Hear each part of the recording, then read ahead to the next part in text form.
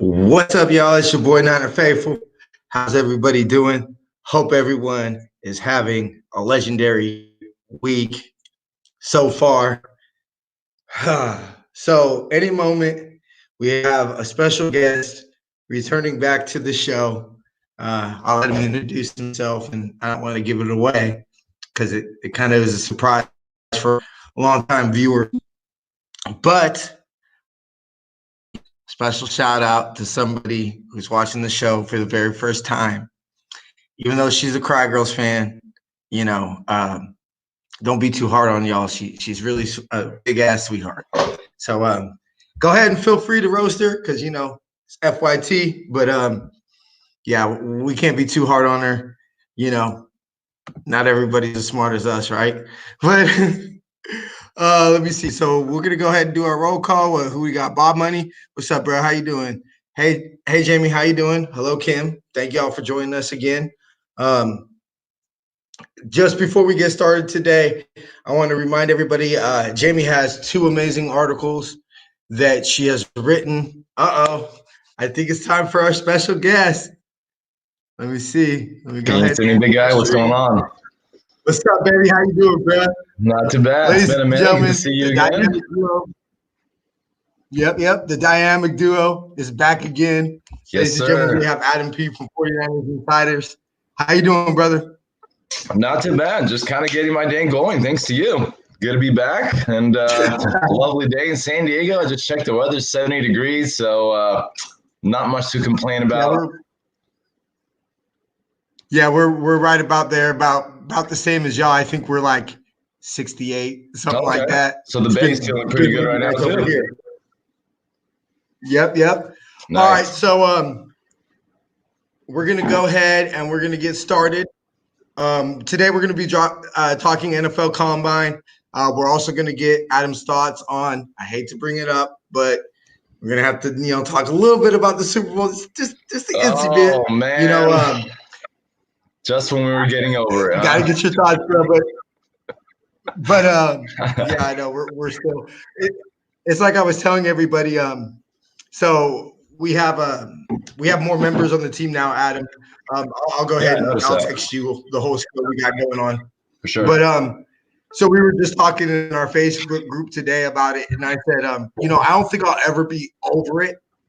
Unless we. I'm pretty over it right now, to be honest with you. I mean, shit. It's like it's. I mean, we can't compare it to somebody dying whatsoever, so we're gonna leave that one out of the equation. I mean, there's only so much where you can revolve your head around things, and then obviously us affecting our days, literally for days and days and days. And obviously, that night I was like, man, I'm not even mad. And obviously, let's go ahead and bring the cat out of the bag. I mean, the NFL officiating, in my own personal opinion, obviously I'm not the only one. 49er faithful, not the only ones that agree. You've had people like Jerry Rice, even like Matt Hasselbeck on ESPN bringing that holding call, bringing up the holding call against Nick Bosa, which led to the big Tyreek Hill chunk play. The funny part about this is Kansas City Chiefs fans are celebrating that like, oh, that was a moment where it changed the momentum for them. So the play that changed the momentum for them was the one that was a clear hold that Matt Hasselbeck brought up on ESPN that night or the day after, whatever the hell it was, saying that obviously that was a clear hold, and obviously that would have led to 3rd and 27, and God knows what. So, that night I was like, I'm not even worried about it. Obviously, I was feeling really good. I was drinking heavily. And the next 2 days, oh my God. Talking about literally just depression, like straight up depression. I think it's funny to me, Super Bowl 47 is the one that still haunts my dreams. And I think that's because we still had our undefeated record, and it was,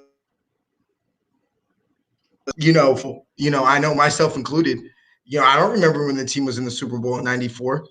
I was 8 years old. So, I don't remember. Yeah. So that was the first time I'd ever seen the team in the Super Bowl, and it was a lot more emotions. The way I think that, by the way, everybody's saying what's up to you, Adam. Welcome back. Hey, appreciate it, guys. It's good to be back. Throw some of those on the screen real quick. But We were up 20 to 10. I was just like saying to the guys next to me at the bar, I was like, hey, we're not celebrating yet, all right? Plenty of game left to kind of go. It's so funny. I literally, when I want to say it was when Fred Warner, because I had left, I was watching it in a local bar here in downtown San Jose. Nice. Big shout out to Blue Chips, owned by a diehard Niner fan. The 408 Empire, we go there all the time. Rudy's a really chill dude. So I had snuck a bottle of Goldschlager. I had it in my backpack. Bringing out your inner, what's it called? What's the movie? Jonah Hill and the other guy?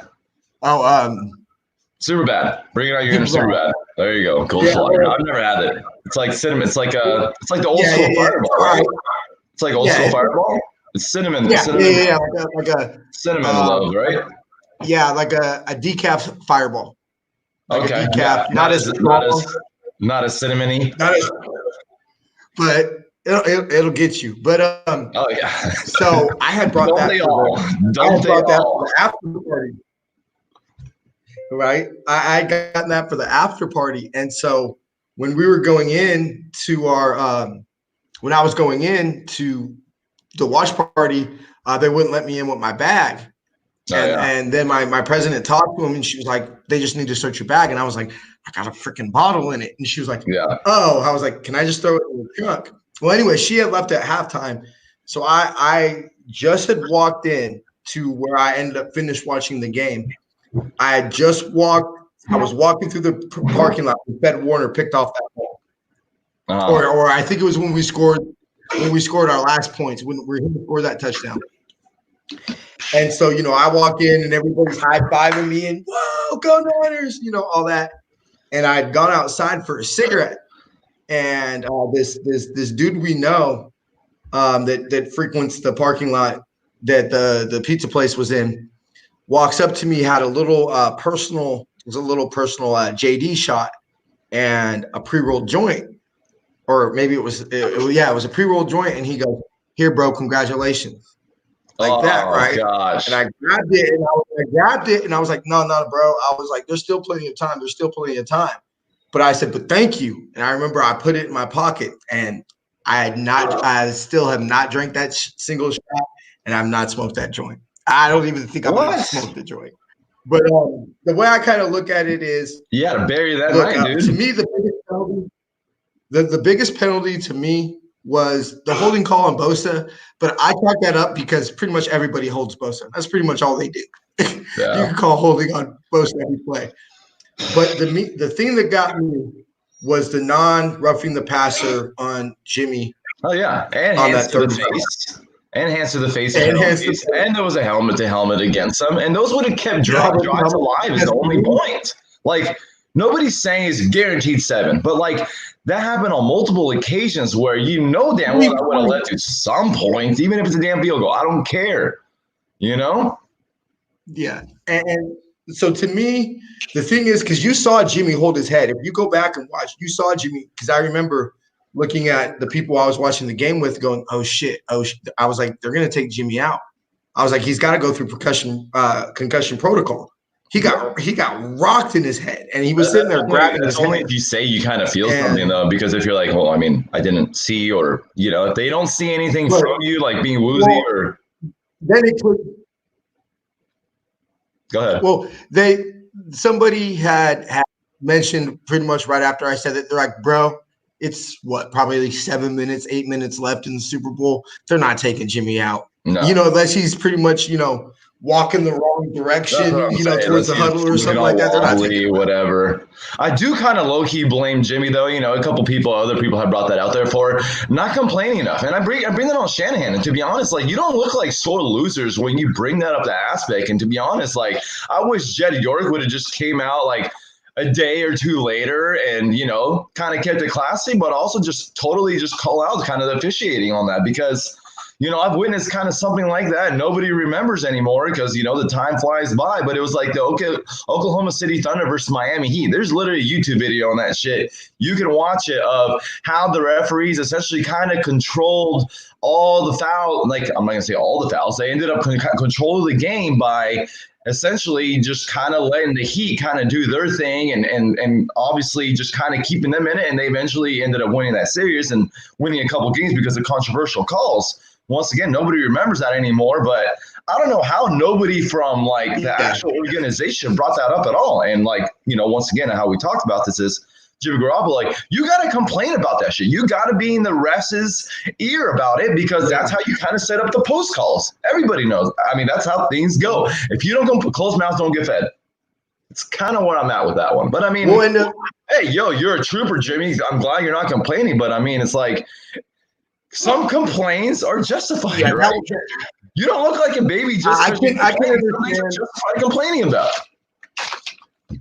Yeah, I can understand not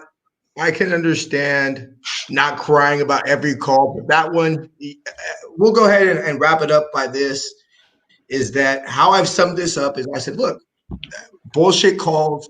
I'm sorry. I don't believe that the team that led the league in defensive holding calls just did not grab on defense at all throughout the whole game. There was not one defensive holding penalty called on Kansas City. But at the end of the day, it's because they were behind, sir. They were effing behind. And once you're behind, the rest are just going to kind of keep you into it. And that's what part that kind of bugged me. If you eventually let the snake slither around you, that snake is probably going to end up freaking biting your ass eventually. And that's exactly what happened. This is why, and we'll go ahead and wrap it up and go ahead and officially. I was going to say, if you show possibly, I hate to do this, and I know it's a little unprofessional. My dog is barking like a mug. Give me like 2 minutes to take him out really quick, please. Yeah, of course. I'll be right back. But yeah, so I'm gonna pretty much just go ahead and wrap up this one with saying that that if you would have told us Super Bowl Saturday, the Niners would go in to, let's just say, halfway through the fourth quarter with a 10-point lead, the ball in their hands, I say the Niners don't blow that game. I say that's essentially pretty close to how we won 13 games in the regular season. We get up by a score or two, grind out that clock.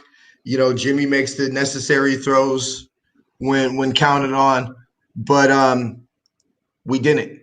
And so with all that said, as much as we want to blame the refs, why we want to say this call, that call, the ball was in our hands and we need to get it done, because the way I look at it is the Super Bowl, to me, the one defining play I'll always remember from this Super Bowl is Emmanuel Sanders pounding his fist in the end zone.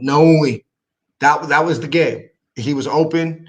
As soon as I saw the ball go and I saw Emmanuel, I was like, oh, that's touchdown. And yes, exactly. Jason, perfect point. Exactly. 90% of people would have said the Niners win at that point. So it's okay. We live, we learn, and then we get loves. We're on to 2020, the revenge tour. Yes, I think as we wrap up season 3 of Niner Faithful Radio, I think it's very important that we, as soon as Adam gets back, we'll go into this into more detail, but we're going to go ahead and give a round of applause and tip our cap to Jimmy Garoppolo. I think he had an amazing season. He didn't quite have the 5,000 yards me and Adam thought he could possibly have, but yeah, I also didn't anticipate that we would have 3 running backs with 500 yards or more. So this is why it's called sports journalism. We kind of talk about it, but real quick, getting into the Columbine. So, matter of fact, why don't we just go ahead and do our reads right now while we're waiting for Adam. You could, of course, find the show as a podcast on everywhere you can find a podcast. Please rate, review, and subscribe. It really, really helps the show out. If you're watching on YouTube, be sure to hit that subscribe and notification bell to make sure you don't miss a single video, and make sure to give the video a thumbs up and comment on what you think of the video. You can follow the show on social media on Facebook and Instagram at Niner Faithful Radio, and on Twitter at Niner Faithful R. And you can also follow Adam at 49ers Insiders. Visit NinerFaithfulRadio.com to read all our blogs from our wonderful writers like Jamie. And you can watch every episode, listen to all our interviews with former Niners Roger Craig and Ian Williams, as well as see all our advertising and sponsorship packages as well. Shop Niner Faithful Radio Shop for officially licensed Niners apparel from shop49ers.com, NFLshop.com, Fanatics.com, Target.com, eBay, as well as Niner Faithful Radio merch. Go ahead and visit NinerFaithfulRadio.com/shop or like us on Facebook and Instagram at Niner Faithful Radio Shop and Twitter on Niner Faithful RS. Join our Patreon's reward program for as little as $3 a month. You can get special perks like 10% off of Niner Faithful Radio merchandise, an invite to join us on a segment of Niner Faithful Radio, place that you can watch the live video and interact with Adam and ourselves, and much more. Go ahead and go to patreon.com/Niner Faithful Radio. Go to cgiant.com, use all our promo code Niner Faithful Radio, all one word, to save on all theater, concert, and sporting event ticket purchases, as well as help out the show. The website again is seatgiant.com and the promo code Niner Faithful Radio. All right. So, of course, as everybody also knows, we have our YouTube 4,200 watch minute, 1,200 subscriber contest, where as soon as we reach 1,200 subscribers and 4,200 watch minutes, we will be sending guests to a Niner game, and not only a Niner game, but an invite to Empire Road for the best tailgate in the league, hands down, and also a ticket to the Niner Museum. Go ahead and make sure you subscribe to Niner Faithful Radio's YouTube channel and make sure to like us or follow us on Facebook, Instagram, or Twitter. All right, I was just going to go ahead and go into the whole read spiel, but Sorry. Okay, so real quick, this is kind of a catch-up show for our long-time listeners. You'll obviously know Adam went ahead and missed some time. I feel bad because we went ahead and grinded through the whole lot. Your thoughts on Jimmy? Hey, I think it was meant to be that way. You know what I mean? To set it all up for it was it was a great season at the end of it, and it really sucks to say, obviously, because you fell short. I mean, if you really think about it, hey, like, top to bottom, we were essentially. That's why I wish they ended up doing a best out of three one day with the Super Bowls, but I know that's never going to happen. But we had a great season with the best team out of the NFC, obviously, and that's saying a lot. And obviously, we were that damn there to actually be considered the best overall team. So, talk about it, laying another huge brick, right? I mean, that's to be honest, that's when brick by brick kind of comes into play a little bit. I mean, that was a huge brick we laid down last season. Now it's the time to put in some shine on that shit. I'm talking the marble, the nice golden chandeliers, and all that kind of deal. And hopefully that kind of comes out this upcoming season. So for those who don't know, Adam and myself are both Lakers fans. So, of course, with the passing of Kobe, I remember when you and me were talking about, and we talked about how the loss to the Celtics and how that drove Kobe. Oh, big time. And I think that's kind of what you're going to see with the Niners this year. And so I'm totally with you. I will tell people this. Look, the Super Bowl broke my heart. Remember, sorry to cut you off there. Now that it actually came to mind, that was Kobe's second. I mean, let's be honest. Kobe has been driven since day one. But obviously you're gonna get. That's what I'm saying. Going through tough times, you gotta embrace the pain sometimes. And to be honest, I embrace the pain sometimes personally myself. Like, you don't necessarily love it, but you do it because then like some new flower blooms inside of you a little by little, and then you want to keep watering that, and you kind of want, and then next thing you know, the whole plant grows, and you start feeling good. You're motivated. You're ready to take the next step. But that was the second. That was the second finals, if you count the Pistons one. So one, then the Celtics, that was two. Yeah. And that's what I'm thinking. Same exact thing for the 49ers. Hopefully third time's a charm type of deal, per se. Lost against the Ravens. Exactly. Both squeakers that you easily could have won. Hopefully the next one will be the one, and I think it will be. Yeah. It's funny because talking to the few athletes that I was able to talk to, minors and non Niners and football, baseball, whatever athlete, I think I'll go ahead and highlight Jason's comment. The Mamba mentality is now the red and gold mentality. I love it I now love too because that. the comments just pop up like ESPN breaking news status. Uh, I can Mama mentality is for real. Like, I mean. So I think talking to these athletes that I talk to, you'll come to find out they remember the losses more.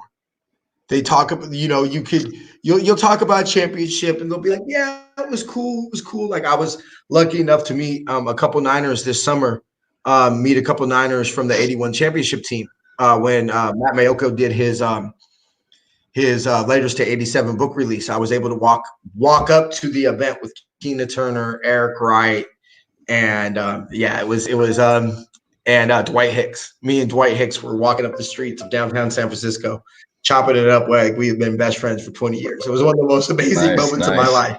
Yeah. But it was funny because I'm sitting there talking to him, and the most cool, amazing part about it is he talked about the 87 loss against the Vikings. Mm-hmm. And you could tell that even here we are 33 years later, and you could tell that still drove him, and it still hurt him, and it still bugged him. And right. This is over 30 years ago.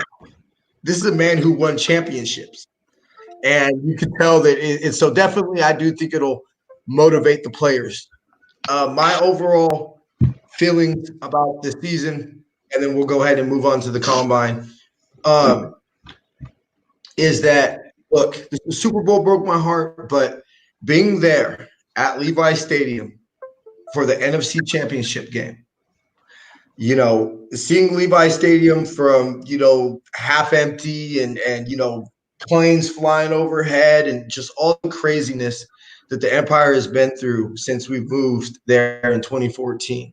Yeah. To hosting a packed, loud, crazy stadium and seeing the confetti fall and just knowing where we had been as a franchise. I have a piece of that confetti. I'll never get rid of it. And every time I look at that confetti, I get just that feeling of looking at all the faithful.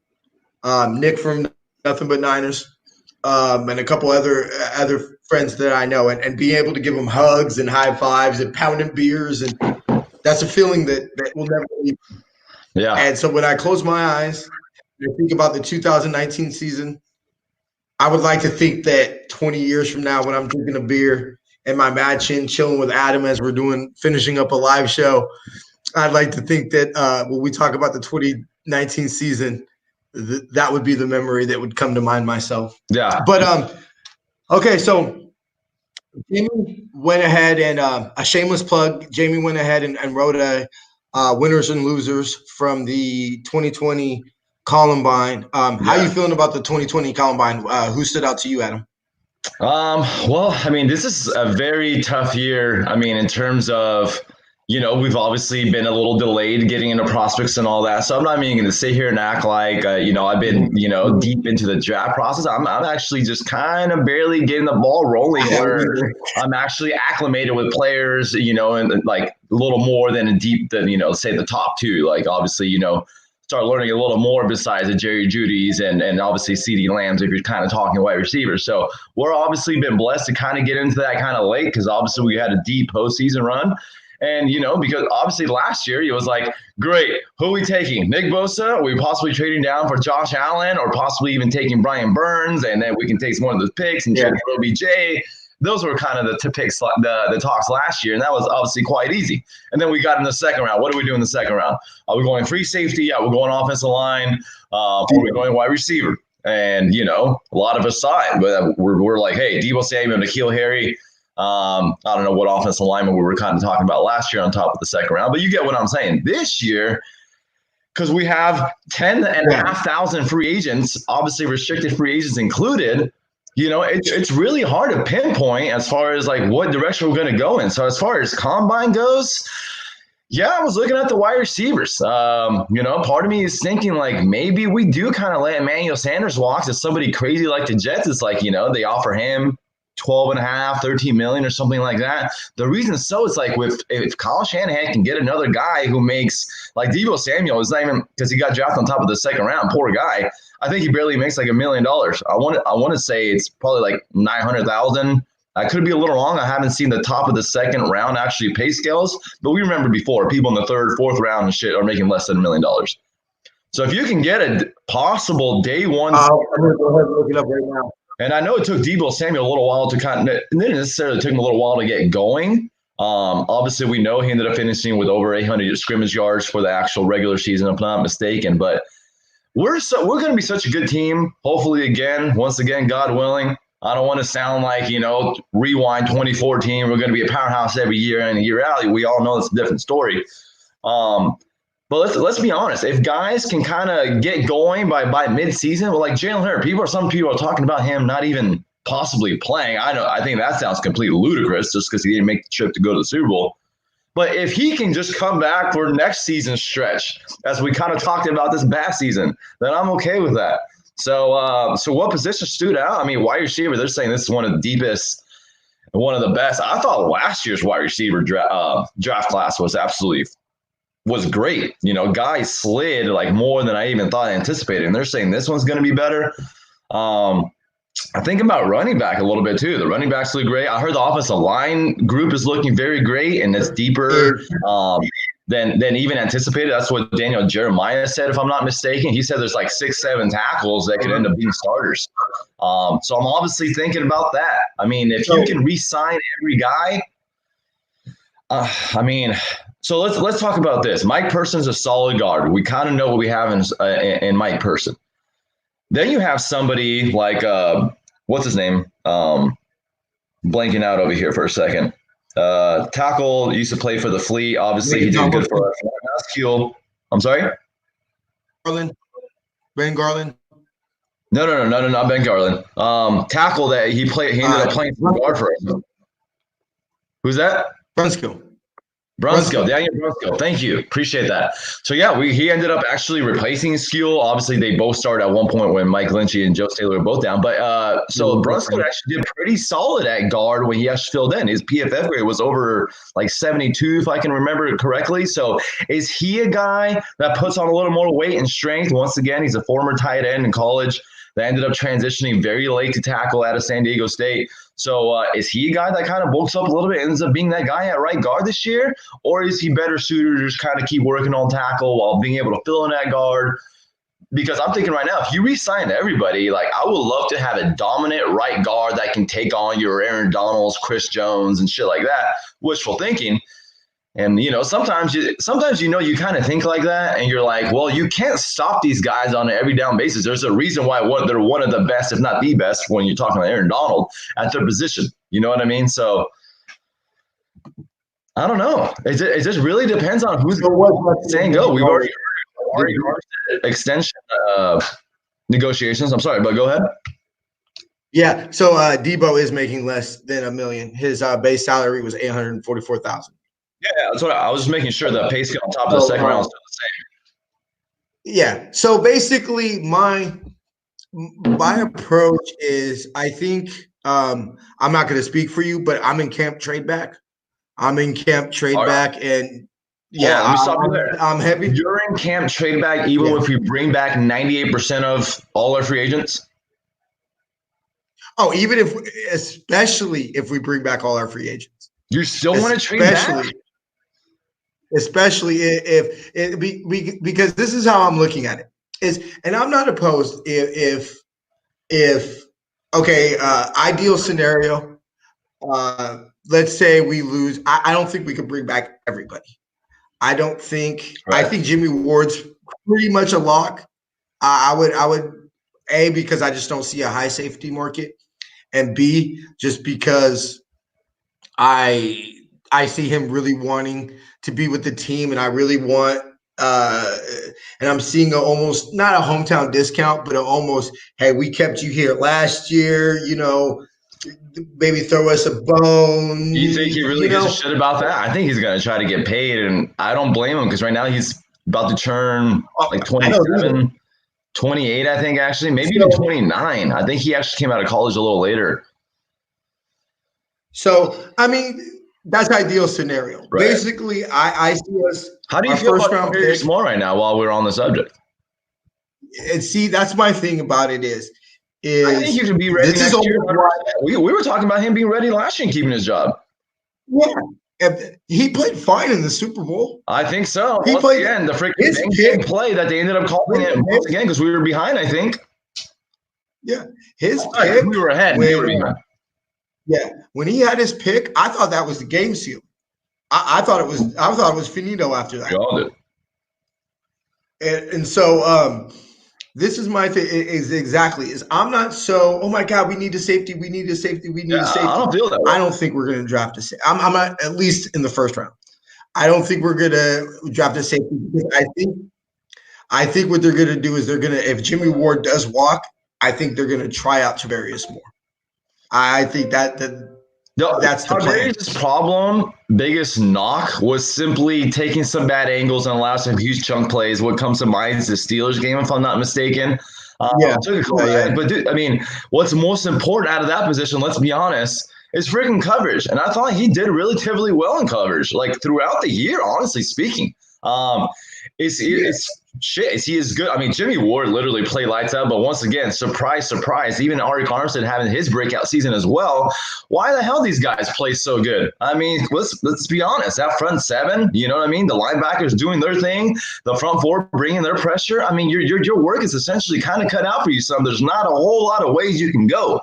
There's not a whole lot of things to read at times, and that's when I posted a video the other day. I don't know the original guy who threw it out there, but it's literally if you change the jersey, you think that's Earl Thomas from 2012, and he was essentially kind of playing single high against the Vikings. Stephon Diggs catches a corner route, and Jimmy Ward literally runs like 25 yards. Probably 20, 25, whatever. And Diggs could have almost had a catch, but he knocks him out of the play where he doesn't even have a chance to get it. And that was a huge play. I mean, I'm sure, some other teams out there that need a safety are going to look at that play right there and be like, we need to get Jimmy Ward. Because there's not a lot of safeties out there like you're talking about. And that brings up Ward's value up. Because if you're a desperate team. So, I deeply remember the play you're talking about. I like Tavarius Moore. I like Tavarius Moore. Just because Jimmy Ward walks, I don't think that necessarily means the 49ers absolutely have to go safety first round. Because let's think back to Deshaun Goldson. When he walked and we ended up trading up for Eric Reed, obviously, that was a solid move. I don't think you can blame Bulky whatsoever. We gave up a third to move up like 13 spots to the Cowboys. Reed ended up playing really well at first, obviously. But who do we have behind Deshaun Goldson before we traded Reed? CJ Spillman? Like, I literally can't remember who the backup I would have to go back and think who was our backup safety. It was nobody near possibly ready to take over that role for Goldson is what we can agree on, right? Jason asks, is it too early to have the Sherm to safety conversation yet? I don't think it's good. I mean, to be honest, the only way Sherm can move to safety is if he puts on weight and would play strong safety. In my own personal opinion. I don't think he would play free safety. Single eye. Yeah. He just doesn't have that ability to move like that. What's up? Yeah. Let's put it this way. Regardless of whatever he says in the NFC Championship game, that long pass to, I don't even remember who it was to. Sammy Watkins. But Sammy Watkins. No, not Super Bowl, NFC Championship game. To Devontae Adams. Devontae Adams. There you go. Devontae Adams and the Sammy Watkins play in the Super Bowl. Actually. That's what Sammy Watkins said. It was the same play. And so he may not want to admit it. And look, we all love Sherm and all that. And look, I've learned to like Sherm, after he made that pick and I said, hey, look, he makes a play to get us to a championship or, to a Super Bowl. I like him. And I'm a man of my word, but he does not have the speed to play free safety. He would be an excellent strong safety. That's what I'm saying. He has the right to play strong safety because he's a sure tackler. Oh yeah, sure tackler. Sure gets in there and he comes with authority. He comes with the business. Yeah, he's laying the hit. Or Most definitely. some people have talked about this as well. And obviously, we know he's plugged in the past before. Jaquiski Tart, he can slim down a little bit and slide over to free safety, and then you're thinking about Marcel Harris at strong safety. So there's that kind of possibility too. I personally obviously rather go with more, but that's two people who have free safety kind of ability. Even Antoine Exum, you can re-sign him, and he can be your third free safety. DJ Reed, you know what I mean? Like he also has some safety capability. So you don't absolutely have to. I'm just thinking along the lines of, I thought we have a little, I can't wait for the official, like to the new league year to actually begin so we can get more of an accurate cap space number. Because I could have sworn at one point we had like 20 million, we had over $20 million after Western Richburg's restructure. That's what I kind of remember. And then we were about Quan, another 8 million. So I thought we had close to 30 million when you include rollover and all that kind of stuff. And I saw kind of something out there that we have like kind of 13 million, but I don't know if that's through. Yeah, that's what I've been hearing. I don't know if that's so rollover and the two restructures that essentially opened up over 10 million combined, actually. Like exactly. So 12 to 13 actually. We will be a lot more prepared with a lot more stats once the day before my birthday, by the way, the league year signs. But no, so to get back to the trade back. The day before? The day before, or day after, my bad, day after. Okay, because I was like, you're born on St. Patrick's Day? I kind of forget that St. Patrick's, dude, that's awesome. St. Patrick's Day is the day before free agency. I didn't even. Yeah, so that whole week, and the negotiations start at March 16th. So essentially, and so that's why 16th, then you party for St. Patrick's Day, then everyone's getting loaded, having a good time. Next thing you know, you wake up and it's free agency. Nice. So we'll be recording.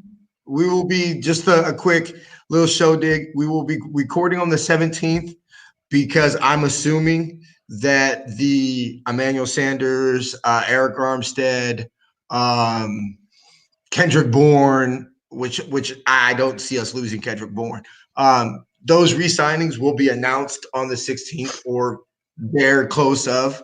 And so we're going to go ahead and record episode 1 of season 4 on the day free agency launches. Mm-hmm. And we're going to go ahead and have Jamie.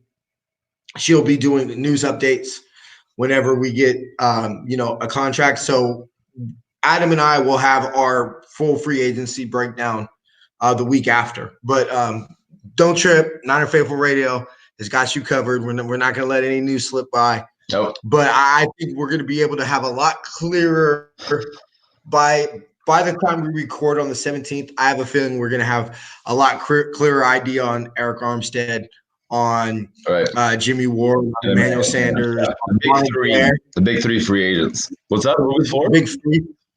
Ronald Blair. I think that's a huge one. I think it's sneaky. I was there at the game. Broke my heart. We all know how much everybody who listens to the show with regularity knows how much Adam and I love Ronnie Blair. Yeah. As a complete piece, he's amazing. He ran down Russell Wilson and he tore his damn ACL on that play. If you're gonna go out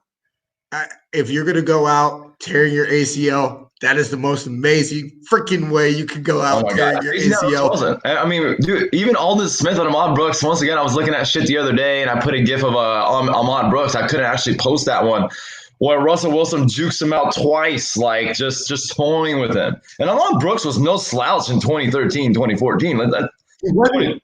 I mean, Ahmad Brooks was a near Pro Bowl player from 2011 to 2013. 2014 was kind of shady.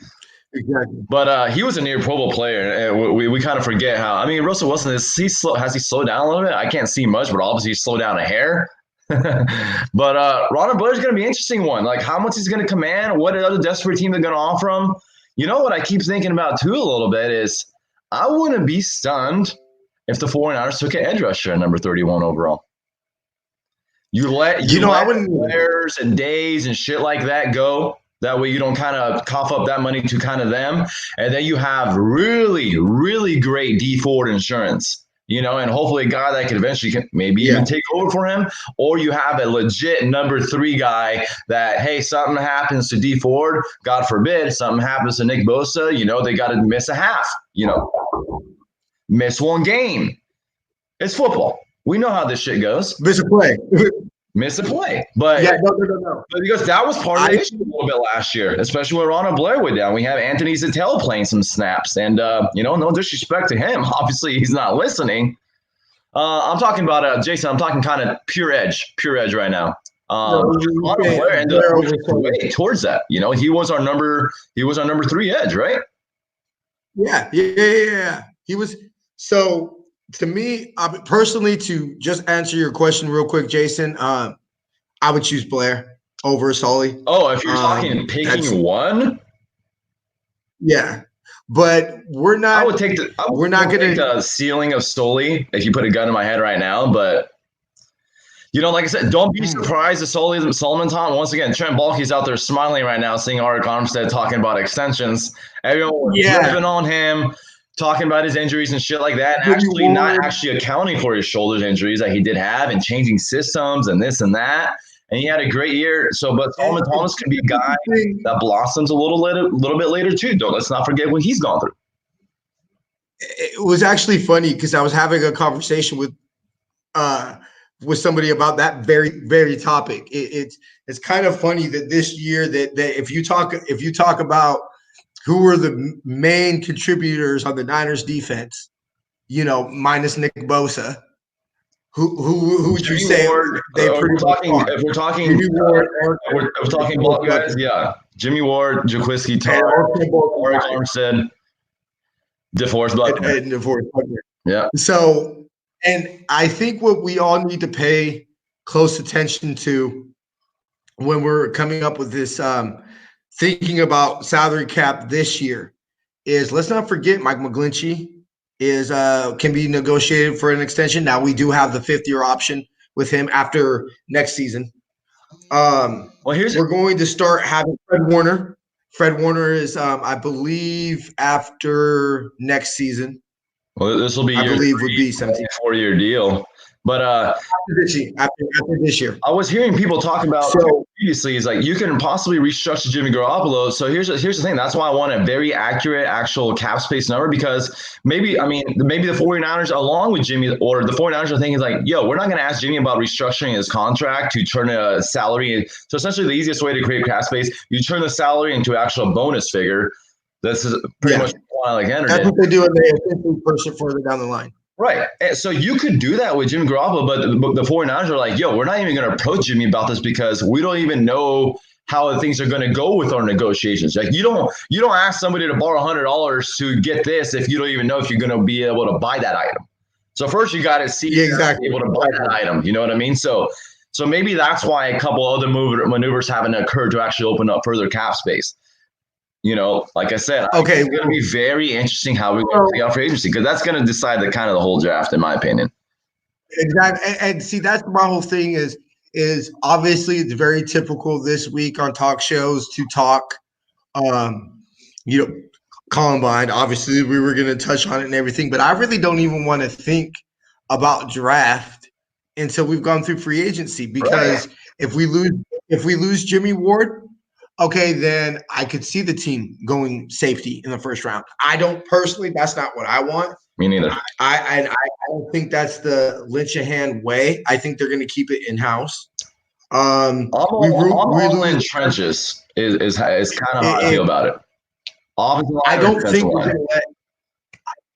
we're going to let Arik Armstead walk. No. I think if he does not play for the Niners, it's a tag and trade situation. Or you do extend and keep for a year and see what others show you once again, like your Solomon Thomas and all that, and then you figure out in 2021. You know what I mean? I think I'll think back to like Trent Baalke, like kind of letting you potty go, thinking Brandon Thomas is going to step in and just start. I mean, I still got a little love for Trent Baalke, obviously. Once again, I always felt like he needed a very strong offensive mind to work with.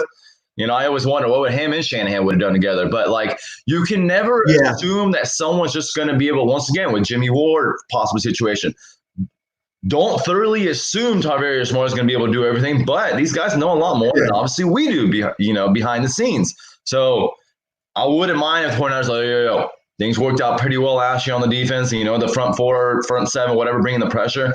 Let's keep it one more year, see how the guys develop, and then we'll figure it out 2021. But I wouldn't be opposed to it either. Especially when, we don't even know what's going on in the 2021 season. I mean, for all we know, it doesn't sound like it, but for all we know, we could have a lockout. Yeah. I don't think it's going to happen, but so I'm as I stand right now, I'm team trade back, but that's because I assume that we're going to get something done with Eric Armstead. I assume we're going to get something with Jimmy Ward. If you tell me we don't, we're going to bring back Armstead and Ward, and then kind of possibly by default, we're like, yo, the juice is not worth the squeeze with Sanders, and we let him walk. Yeah, I think I want Emmanuel Sanders back because look, he was open. Essentially, Emmanuel Sanders is one better thrown ball away from being a hero in San Francisco. Well, he got held on that play, right? Yeah. I got a screenshot saved. He kind of got mugged, which is the reason why the ball. I know that. Yep. Don't forget. Yeah. Well, so the man. No, I hear you. But this isn't, Eddie D land where we're signing blank checks and can throw out whatever we want. This is how does a 32-year-old, even though I just admitted that he could clearly still get open and still clearly productive, how much can a 32-year-old Emmanuel Sanders give you? Before we did this last year with Richard Sherman, year 2 post Achilles though. Year 2 post Achilles is a real thing. It takes 2 years. Yeah. To fully gain you back your maximum explosion and athleticism. I'm not going to I work out myself. I'm not going to pay attention to some of these little workouts, the George Kittles and Emmanuel Sanders and shit are doing. It's like, regular ass people do the same workouts. And I'm not going to praise them for freaking getting in workouts. Good for you for getting in a good workout. But no, year 2 post Achilles is a real and serious thing. But once again, it's going to be if the juice worth the squeeze. I think the 49ers can create further cap space to be able to retain all 3 of the big 3. But it doesn't necessarily mean that just because you're able to do it, that you kind of have to do it. Once again, especially with somebody like Shanahan, maybe you do say fudge it and maybe trade down a few spots, and then you take somebody else kind of like Deebo Samuel that it might take him a few weeks to kind of get going. But you're able to kind of essentially get a capable starter for less than $1 million a year compared to $12 or $13 million a year. I don't know, but Emmanuel Sanders, very true. Right out of the gate, but we'll see. It's if Emmanuel Sanders wants to play under our terms, welcome back, Manny. We love you. If he wants to play under his terms, God bless you. We'll always remember the gap. It's going to be the gap of, do I want to go, let's just say, for example, do I want to play for the Jets for $12.5 million, or do I take $9.5 million to stay with the 49ers? Something like that. And he's like, exactly. $3 million. Exactly. So, how much is that extra couple million? So before we get out of here, because we're almost out of time, real quick, one last free agent, gun to your head, Matt Breida stays or leaves. I put a second round tender on him and probably trade him, but it's very tough because I haven't heard that. My brother's a little more of an extremist. He's trying to say is with some of his injuries and limited. I wouldn't say limited capability. We all know Matt Breida, when healthy, he's capable of being a bad boy. He's the fastest actual runner the last 2 years in the NFL. He's a good runner, but once again, he's not a number 1. He is and probably elite, close to number 2. But even with us, he wasn't even the number 2 last year. So, does somebody give up a second round tender for Matt Breida? I think my brother's kind of right. I don't really see somebody giving up a second round tender and actually paying Matt Breida too. I don't know, man. Once again, I mean, to be honest, okay, somebody puts a gun to your head and says to sign some others. Are you okay with Mostert, Coleman, Jeff Wilson as your top 3 running backs next year? Leave McKinnon out of this too. Are you okay with those 3 extra running backs? I think Jeff Wilson's ready to take on a little more load too, personally. I think he's a Raheem role. I think Jeff Wilson is to answer your question, yeah. I think ideally going into 2020, I think Coleman could be one of those cap casualties Coleman has a later $5 in the million team option. Do you think I've been thinking about that? Do you try to, so are we, but man, remember how bad we got snake bitten just a couple of years ago? All of a sudden, are we going to get a little greedy and say that, yo, we can kind Yeah, of I get away know, with right? having two running backs? You know what I mean? Like, I, or maybe we draft another gem, maybe we draft a gem running back in the fifth round. We have some good luck in the fifth round. I mean, I think I think I'm not worried. Whatever running backs we go into the season with, we know for a fact we're going with Raheem, and we know that. yeah, So I mean, whatever you've heard running that. back, whatever running backs we go into the season with, I have full confidence that Lynch or that Kyle Shanahan and Bobby Turner can get production out of that. I agree. I love Matt Breida. I think Matt Breida is, like you said, an elite number two. I think so. I think he's some starters.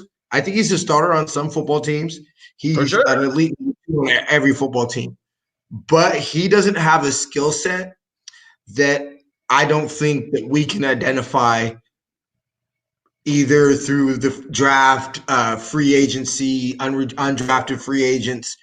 Matt Breida is the least of, I think, of our replaceable receivers. If you told me out of the two restricted free agents, we could only keep Kendrick Bourne or Matt Breida, I'm keeping Kendrick Bourne. That has nothing to do with me being riding shotgun, why Adam drives the KB bandwagon, but that has to do with the fact is let's be totally realistic about here. Is KB a number one? No. Is he number two? No. Ideally, he's probably a number three, number four. Yeah. But Elite in a number, I think he's like near kind of the same example. He's kind of like elite number four. You know what I mean? Elite yeah, number four, solid number three. yes, and I think in a role, in the right role, i.e., a third down, red zone, I love it. There's Right. very few players that are going to be available that I would rather have in a third down red zone role than KB. It's just very tough I once can, again, because then you're kind of just playing like a little monopoly once again, like we just talked about. So you put a yeah, second round tender on Breida. So here's the thing that I found out not that long ago is if you put not original round tender on guys that were undrafted, you Matt don't get anything. Breida, Kendrick Bourne, Jeff Wilson, Emmanuel Mosley. So Emmanuel Mosley, I Yeah, think, is going to get that second round tender. yeah, That's how I think, because if you're a team and that the second round tender is only going to be like $3 million flat. I think it was 2.91, but that's going to get boosted a little bit, especially now the cap is going up. Let's just say 3.1 or something. 3.1 million for a possible starter who played relatively well. I think you kind of have to. Somebody put especially over. who you rather have, Mosley, Bourne, or Breida? I'm taking Mosley. You're taking Mosley out of the three of them. Yeah, I think you Yeah, have yeah, to. yeah. Okay. Yeah. I would From say actual positional standpoint, need standpoint, I think you have to. yeah, I think it's because to me it's for KB. If KB, heaven forbid, becomes a starter, I think your receiving core is in trouble. Right. I love KB. I love KB, but over the course of a full 60-minute game, if KB's, you're trotting off KB as your number one or number two, I think we're in a little bit of trouble. He I could have take that next step and become a solid number two elsewhere by getting essentially more opportunities and more targets. If you want to play the fantasy kind of card a little bit, but we know that's not happening here. Let's be honest about yeah, that. that's not going to happen here. No. So I feel more comfortable with saying, I love you, KB. Me and Adam, we built the KB bandwagon fucking bus, okay? But Emmanuel Moses, we broke all the windows. We tried to take the damn top off. We said, "Top it off, baby." We got down the street, but we rolled that motherfucker till the wheels fall off. But let's just say that Akilo beats out Mosley for the starting job. Perfectly reasonable. Akilo goes down. I'm perfectly fine with Emmanuel Mosley stepping in for Matt Breida. We to say that Akilo, Witherspoon, and Mosley are possibly not the solid future at cornerback once again in 2-3 years. I mean, Sherm ain't gonna last forever. Continuity. Sherm says he wants. Sherm says he wants to play another 5 years.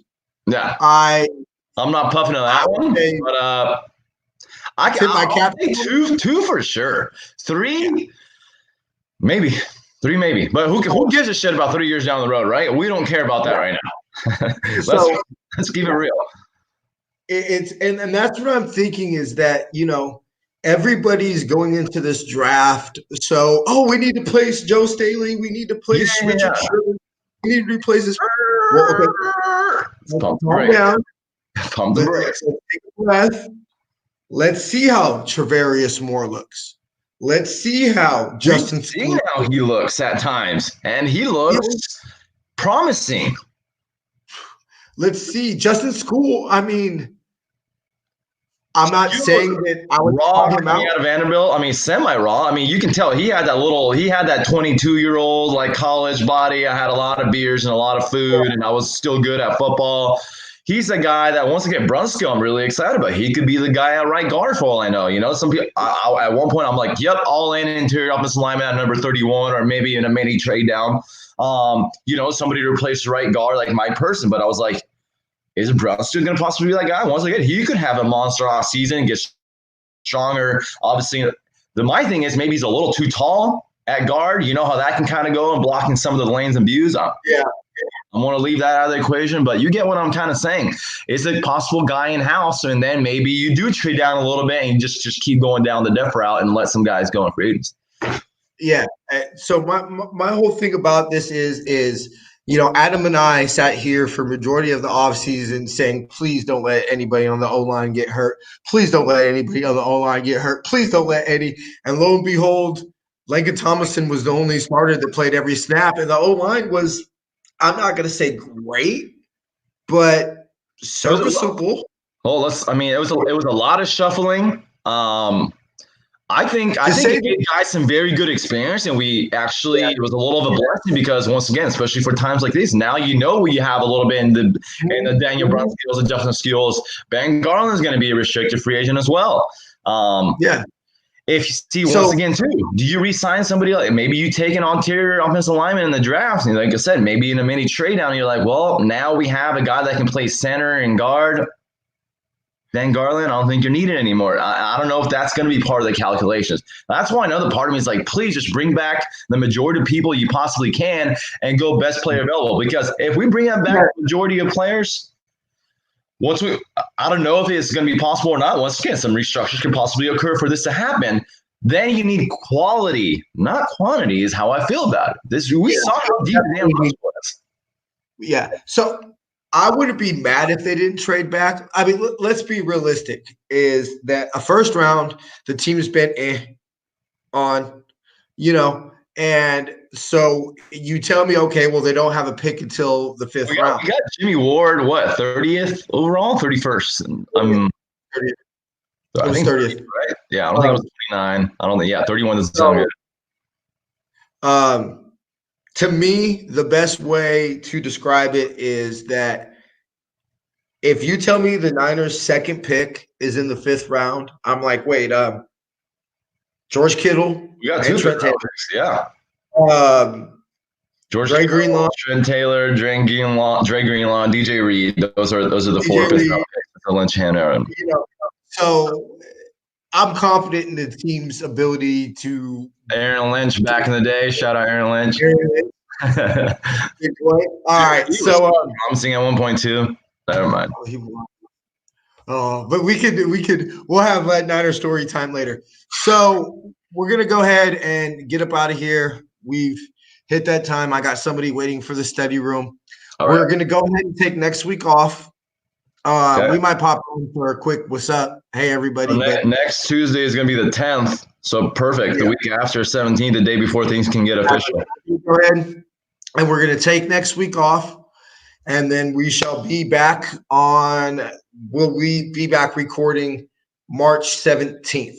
So until St. Patty's Day, we're going to go ahead and say for Kim, Jamie, Everett, Stefan, everybody at the Niner Faithful Radio team that we have so far. Still got my shirt on too. And we're going to be getting new shirts.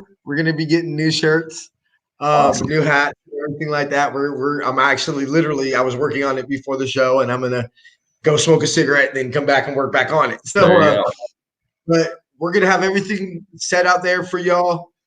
Can't wait.